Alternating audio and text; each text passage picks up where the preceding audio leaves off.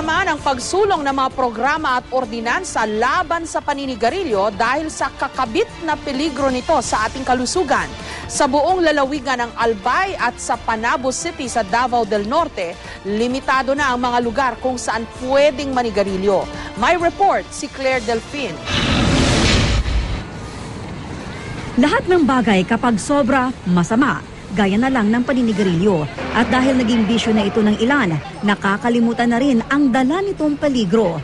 Ilan sa mga sakit na maaring idulot ng sobrang paninigarilyo, ang lung at throat cancer, emphysema at heart disease. Kaya naman kabi-kabila ang maisinusulong na programa at ordinansa para mabawasan o di kaya'y tuluyan ng dubayan ang paninigarilyo. Sa Albay, formal nang inilunsad ng lokal na pamahalaan ang kanilang smoke-free ordinance. Ibig sabihin, mahigpit nang ipinagbabawal ang paninigarilyo sa mga pampubliko at matataong lugar. At kung dati, sa Legazpi City lang ito ipinapatupad, ngayon, buong lalawigan na ang masasakupan ng smoke-free ordinance. Pagmumutahin ng aabot sa 3,000 piso ang lalabag dito.